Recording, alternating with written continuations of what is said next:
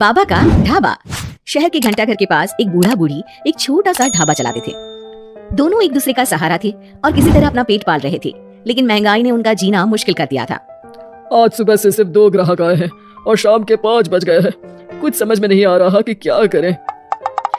वो सब कह रहे हैं कि बाजार में मंदी आ गई है, इसीलिए सबकी गिराई नहीं चल रही। और अब बुढ़ापे में पैसों के लिए इतनी मगजमारी करनी पड़ रही है। अभी तो हाथ पैर चल रहे हैं तो काम धाम हो जाता है, बिस्तर पर आ गए तो पता नहीं कैसे चलेगा। बेटा बेटी सब छोड़ के चले गए हमको, बस गरीबी ने नहीं छोड़ा। भगवान के घर देर है अंधेर नहीं, सुनते सुनते हमारी आंखों में अंधेरा छा गया। कल भी बचा हुआ खाना कुत्तों को देना पड़ा था, आज भी यही करना पड़ेगा। रोज की तरह आज भी ग्राहकी नहीं हुई थी। रात को बाबा और अम्मा सड़क किनारे बने अपने ढाबे में ही सो जाते हैं।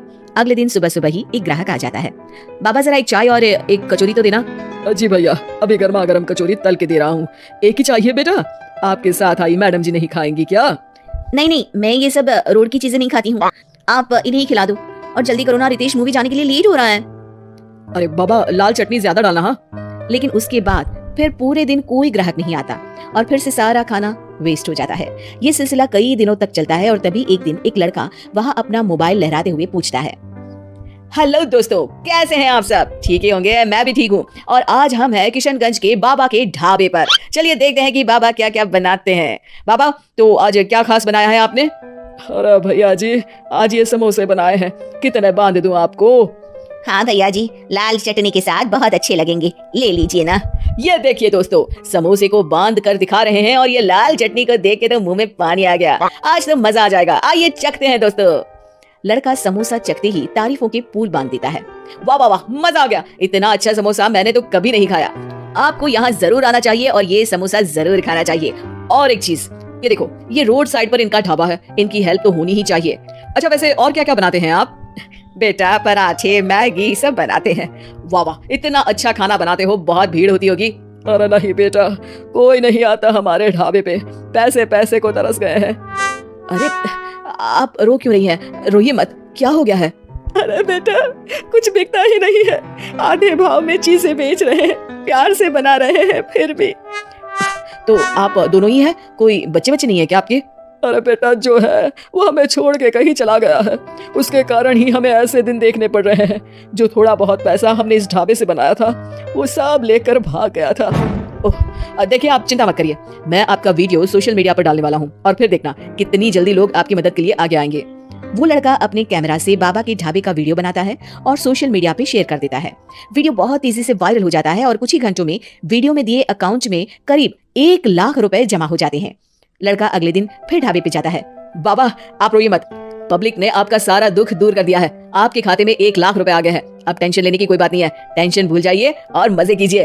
अरे बेटा, तुम्हारा हम कैसे धन्यवाद करें, तुम्हारे कारण इस दुकान पर आज इतनी भीड़ लगी है, वरना हम दोनों ने तो उम्मीद ही छोड़ दी थी। अरे चुक चुक जियो बेटा, तुमने आज एक गरीब का भला किया है, भगवान तुम्हें बहुत तरक्की देंगे। बाबा की कहानी सोशल मीडिया के बाद टीवी पर भी फेमस हो जाती है और टीवी पर बाबा का बेटा उनकी कहानी देख लेता है और उसकी नजर बाबा के खाते में आए रुपयों पर पड़ती है। 1 लाख रुपया, वो भी एक दिन में? अरे ऐसा ही चलता रहा तो ये दोनों तो करोड़पति हो जाएंगे और मैं ऐसा ही रह जाऊंगा। लगता है यही समय है इनके पास वापस जाने का। 2-3 इमोशनल डायलॉग चिपका दूंगा, दोनों मान जाएंगे। और ये देखकर बाबा का बेटा उनके पास वापस चला जाता है। अब बाबा मैं आ गया बाबा अब मैं आ गया हूँ, आप चिंता मत कीजिए, मैं आपकी पूरी मदद करूंगा। अब तो मेरी आंखें खुल गई है बाबा। अरे बेटा, कितना याद करते थे तुझे मेरे लाल, अपने बूढ़े माँ बाप को छोड़ के अब कहीं मत जाना। अरे नहीं माँ, तब तो मेरी मजबूरी थी, लेकिन अब नहीं, मुझे माफ कर दीजिए माँ बाबूजी। बाबा काफी नरम दिल के इंसान थे और बेटे के आने की खुशी उनके लिए पैसों से कहीं ज्यादा होती है। वो अपने बेटे को माफ कर देते हैं। बेटा, हम तो कुछ साल में बचेंगे भी या नहीं कोई भरोसा नहीं, लेकिन तू मेहनत करके ये ढाबा चलाना, और इसलिए आज से मैं ये ढाबा और ये पैसे तेरे नाम करता हूँ। अब हमारी तो उम्र हो गई है, अब तू काम करना और हम घर बैठकर खाएंगे। ये कहकर बाबा सारा पैसा अपने बेटे को दे देते हैं और आराम से अपनी पत्नी को लेकर अपने पुराने घर चले जाते हैं। ढाबे पर काफी भीड़ बढ़ती है। कुछ दिन में ही बेटा काफी पैसे कमा लेता है। एक दिन जब व्लॉगर लड़का वहाँ पहुँचता है तो दिखता है ढाबा बंद है। वो बाबा के पास जाता है। अरे बाबा, आपने अपना ढाबा क्यों बंद कर दिया? ढाबा बंद नहीं तो? वो लोग वहाँ जाते हैं तो पड़ोसी बताते हैं कि ढाबा तो पिछले 4 दिन से खुला ही नहीं। बाबा ढाबे को अपने पास रखी चाबी से खोलते हैं तो देखते हैं कि ढाबे में एक बर्तन तक नहीं है। बाबा सर पकड़कर बैठ जाते हैं। हमारे बेटे ने हमें फिर से बर्बाद कर दिया। पर हमारे पास तो वापस बर्तन खरीदने तक के पैसे नहीं है। बर्तन भी बेचकर खा गया होगा नालायक। बाबा आप चिंता मत करो, आप काफी फेमस हो, लोग फिर से आपकी मदद कर देंगे। बस इस बार अपने बेटे को दूर रखना ढाबे से। अब की बार बाबा ढाबे पे एक बोर्ड लगवाते हैं जिस पर लिखा है सिर्फ बाबा का ढाबा। ये सिर्फ क्यों लिखवाया है जी? ताकि अपने बेटे को पता चले कि ये सिर्फ उसके बाबा का है, उसके लिए अब यहाँ कोई जगह नहीं।